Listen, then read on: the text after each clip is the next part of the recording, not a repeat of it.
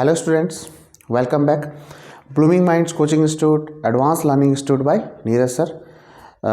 My dear friends, जैसे कि आपकी 2 दिन क्लास नहीं हुई थी तो आज देखते हैं। आज हम देखने वाले हैं साइंस का एक इम्पॉर्टेंट टॉपिक। और अभी जो आपकी वीडियो रहेंगी काफ़ी शॉर्ट रहेंगी, इनमें ज़्यादा नहीं, मैं हर एक वीडियो में सिर्फ एक टॉपिक कवर करने वाला हूँ अभी, तो उसको आप देखिए। हो सकता है दिन में वीडियो कभी मैथ कभी साइंस या दोनों भी आ जाए। तो चलिए आज वाली को देखते हैं। आज वाले में एक टॉपिक आपका है heating effect of electric current. Clear? हो सकता है आप लोगों ने पढ़ा होगा कि क्या होता है, तो थोड़ा सा इसके बारे में बात करते हैं। कुछ बेसिक से कंसेप्ट्स हैं। Heating effect of electric current, जैसे कि हेडिंग से ही पता लग रहा है कि इलेक्ट्रिक करंट का हीटिंग इफेक्ट होता क्या है। When an electric current is passed through a high resistance, ये वाली चीज़ को याद रखना भाई, क्योंकि इस पर मैं भी डिटेल में भी बात करने वाला हूँ साथ ही साथ। जब कोई इलेक्ट्रिक करंट किसी हाई रेसिस्टेंस वायर से पास होगा, like best example high resistance wire nichrome, the resistance wire become very hot and produces heat. Clear है? बहुत सिंपल डेफिनेशन, काफ़ी सिंपल लैंग्वेज में है। अगर किसी करंट कैरिंग कंडक्टर से हम करंट फ्लो करा रहे हैं, कंडीशन एक ही होनी चाहिए, रेसिस्टेंस हाई होना चाहिए, लाइक नाइक्रोम। तो रेसिस्टेंस हाई होगा तो क्या होगा, the resistance wire become very hot and produces heat. Clear? अब ये करता क्या है, आखिर ये कैसे, ये गर्म कैसे हो रहा है? देखिए ये क्या कर देगा आपका वायर, अब इसका रेसिस्टेंस हाई होगा तो ये करंट के फ्लो को अपोज करेगा। करंट का फ्लो अपोज होगा तो उसकी वजह से क्या होगा, आपका सारा का सारा इलेक्ट्रिकल एनर्जी हीट एनर्जी में कन्वर्ट हो जाएगा। ठीक है, सारी की सारी इलेक्ट्रिकल एनर्जी हो जाएगी हीट एनर्जी में कन्वर्ट। अब मैं एक रिलेशन बताने वाला हूँ, जैसे मैंने यहाँ पर लिखा भी है, इसको जरा समझते हैं। देखिए जैसे आप लोग अपने हाथों को रब करेंगे, अपने हाथ रब कीजिए, तो होता क्या है, या कोई भी दो मशीनिंग एलिमेंट आपस में रब हो रहे हैं, रबिंग हो रहा है, घिस रहे हैं, वो क्या होगा, अपने हाथ रब करते हैं तो जरा में हीटअप हो जाते हैं, गर्म हो जाते हैं। ऐसा क्यों? कोई बता सकता है इसका आंसर? ऐसा क्यों होता है? हमने अपने हाथ आपस में रब किया, जरा देर में हीटअप हो गए। इसका रीज़न क्या है, हमने हाथों को रब करने के लिए एक वर्क किया, काम किया। ठीक है, energy law of conservation of energy सबको पता होगा। Energy can neither be created nor be destroyed, it can be transform from one form to another form. ठीक है, बेसिक है। तो जो कुछ ना कुछ एनर्जी कभी वेस्ट नहीं होती है, एनर्जी कभी वेस्ट नहीं होगी, ये सिर्फ एक फॉर्म से दूसरे फॉर्म। अब देखो अभी मेरे हाथ रिलैक्स हैं, मैंने क्या किया, इन दोनों को रब करना शुरू किया, तो मैंने काम करना शुरू किया। तो जो मैं काम कर रहा हूँ ये किसी न किसी और फॉर्म में कन्वर्ट हो जाएगी। तो यहाँ किस में कन्वर्ट हो जाएगी, ये जो मेरा वर्क है, वर्क बोले तो मैकेनिकल एनर्जी। जब भी हम कोई काम करते हैं मैकेनिकल एनर्जी में आता है। Mechanical energy is converted into heat energy. Reason क्या है, यहाँ रीजन क्या है मैकेनिकल का हीट में कन्वर्ट होना, यहाँ पर रीजन है फ्रिक्शन। दो बॉडी को घिसा, स्मूथ तो है नहीं, रफनेस है, फ्रिक्शन है, तो जिसकी वजह से हीट हो जाएगा। ठीक है, अच्छा सिमिलरली यहाँ पर ये इलेक्ट्रिकल एनर्जी है, ये हीट एनर्जी में कन्वर्ट हुई। इसका रीजन क्या है, यहाँ इसका रीजन है रेसिस्टेंस। जितना ज़्यादा रेसिस्टेंस होगा, करंट के फ्लो को अपोज करेगा, तो ये इलेक्ट्रिकल एनर्जी कन्वर्ट हो जाएगी हीट एनर्जी में। तो इसलिए मैंने लिखा है आर लाइक फ्रिक्शन।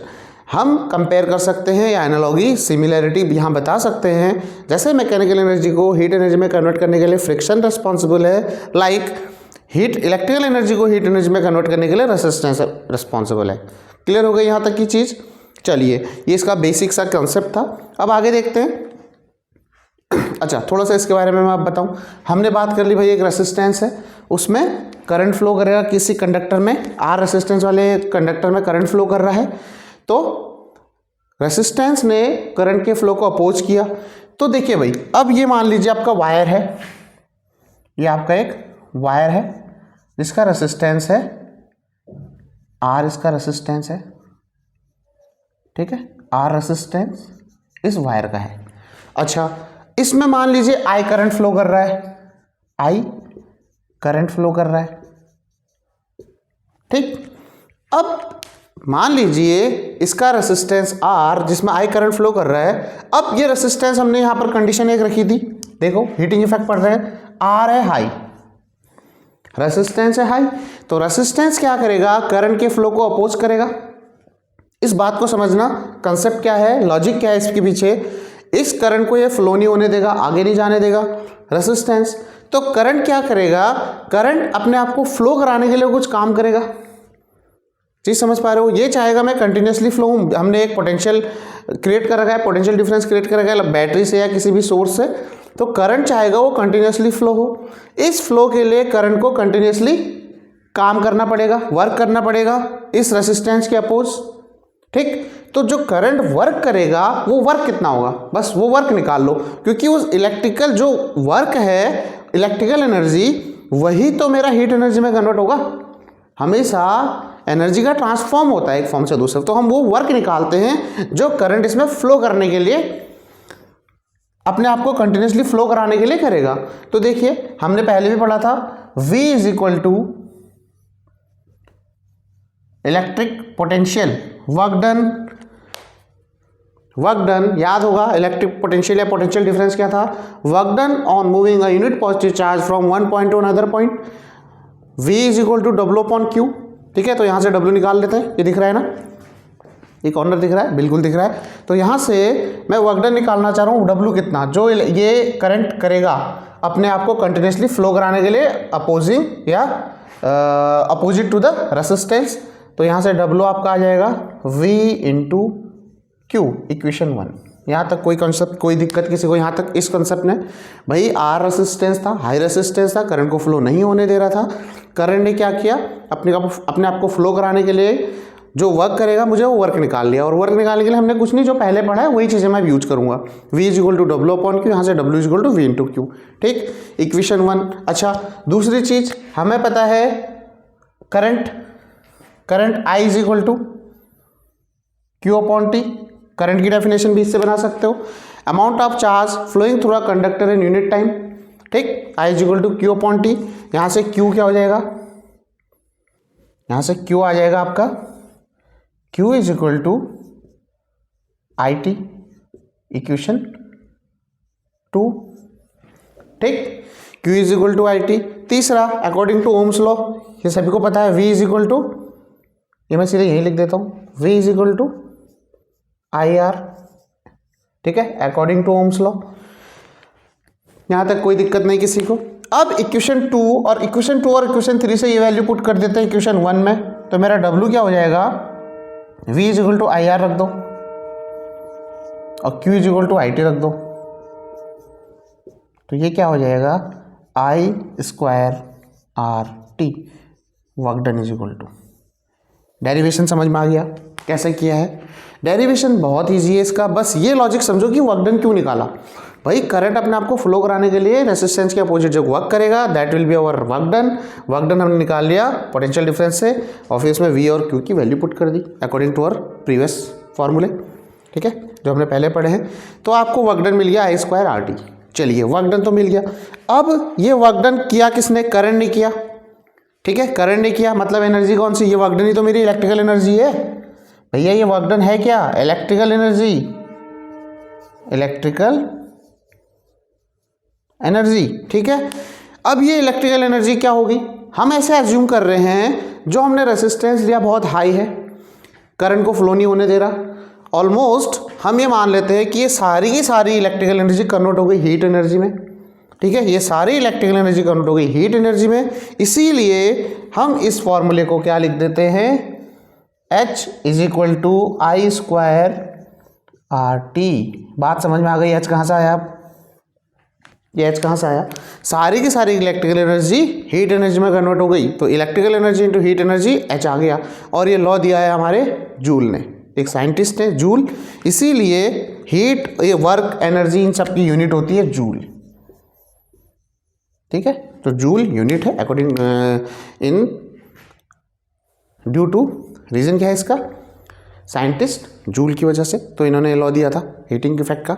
तो फॉर्मूले से अब हम क्या क्या चीज़ें बता सकते हैं भाई, यही मैं समझा रहा हूँ, समझ लेना अच्छे से। देखिए मान लीजिए किसी करंट कैरिंग वायर का, अब मुझे यहाँ से 3 चीज़ें पता लग गई कि जो हीटिंग इफेक्ट है किस किस पे डिपेंडेंट है, ठीक है। मैं यहाँ लिख दे रहा हूँ, इसको रब कर देता हूँ, ठीक है, इसको रब कर रहा हूँ मैं, इसको जरा एक्सप्लेन करते हैं, ये क्या है, इसमें क्या बात है, ठीक है। चलो देखते हैं यहाँ से क्या क्या चीज़ें हमें पता लगी। फर्स्ट मुझे पता लगा H directly proportional to I square. दूसरा मुझे पता लगा जो हीटिंग इफेक्ट है डायरेक्टली प्रोपोर्शनल टू रेसिस्टेंस, और जो हीटिंग इफेक्ट है डायरेक्टली प्रोपोर्शनल टू टाइम, कितने टाइम तक करंट फ्लो कर रहा है। तो तीनों का समझो, पहला मिला Joule's, according to Joule's law heating effect is directly proportional to square of the current, directly proportional to the resistance of the wire, directly proportional to the time eight which the current flow. Clear. अब देखो, अगर आपका किसी wire में आपने current double कर दिया तो जो आपका हीटिंग इफेक्ट है वो 4 टाइम हो जाएगा। भाई जितना करोगे उसका स्क्वायर कर दोगे ना, स्क्वायर के साथ डायरेक्टली है। अगर आपने हाफ कर दिया करंट को तो आपका हीटिंग इफेक्ट 1/4 हो जाएगा। ठीक। अच्छा, रेसिस्टेंस में अगर आपने रेसिस्टेंस डबल कर दिया किसी वायर का, डबल रेसिस्टेंस का लिया है तो हीटिंग इफेक्ट भी डबल, हाफ कर दोगे तो हाफ। और वैसे ही जितने ज़्यादा टाइम तक करोगे, टाइम के भी डायरेक्टली है, डबल करोगे डबल, हाफ करोगे हाफ। ये चीज़ें समझ आ गई। डायरेक्टली रिलेशन में जो चेंज यहाँ वो चेंज यहाँ पर जो चेंज आएगा उसके स्क्वायर का चेंज यहाँ आएगा, बाकी ये तो डायरेक्ट है। अच्छा, अब यहाँ से एक क्वेश्चन बेसिक सा देखो। अच्छा, मेरा क्वेश्चन है, मैंने 2 सेम रेसिस्टेंस के वायर लिए, ठीक है, यहाँ पर कर देते हैं, 2 वायर लिए मैंने, एक ये, इसका भी रेसिस्टेंस R, एक ये, इसका भी रेसिस्टेंस R। मेरा क्वेश्चन है, इन दोनों को मैंने एक बार जोड़ा सीरीज में, एक बार जोड़ दिया पैरेलल में। ये बताइए हीटिंग इफेक्ट किस में ज़्यादा होगा। बाकी चीज़ें कांस्टेंट है, करंट मैं दोनों में सेम फ्लो कराऊंगा सेम टाइम के लिए, बस इन दोनों का सीरीज और पैरेलल में कॉम्बाइन करने पर हीटिंग इफेक्ट किस में ज़्यादा होगा, बता सकते हो। क्वेश्चन क्लियर हो गया। 2 वायर है, R और R, सेम रेसिस्टेंस है दोनों का। एक बार मैंने सीरीज में इनको जोड़ दिया, एक बार पैरेलल में, ज़्यादा करंट किस में फ्लो करेगा। क्लियर क्वेश्चन, बताओ क्या होना चाहिए। छोटा सा कंसेप्चुअल क्वेश्चन है, कंसेप्ट है इसमें छोटा सा। देखो, अगर इनको सीधे सीधे मुझे पता है, मैंने ये दोनों को तो कांस्टेंट रख दिया, इसको और इसको, इसमें चेंज कराना है जो भी कराना है। तो अगर इनको सीरीज में जोड़ोगे, हमें पता है सीरीज में क्या होता है, रेसिस्टेंस डायरेक्ट ऐड हो जाता है। तो सीरीज में इसका रेसिस्टेंस कितना हो जाएगा, अगर इनको ऐड करोगे सीरीज में तो R जो सीरीज में आएगा, सीरीज ये आएगा 2R, और R जो पैरेलल में आएगा ये आएगा R/2। लॉजिक कंसेप्ट चीज़ क्या की समझ आ गया। सीरीज में डायरेक्ट ऐड करते हैं, पैरेलल में दोनों को 1/2 R/2 आपका आ जाएगा। सॉल्व करके देख सकते हो। अच्छा, अब देखो, अगर आपने सीरीज में किया तो रेसिस्टेंस हो जा रहा है डबल, तो हीटिंग इफेक्ट डबल हो जाएगा।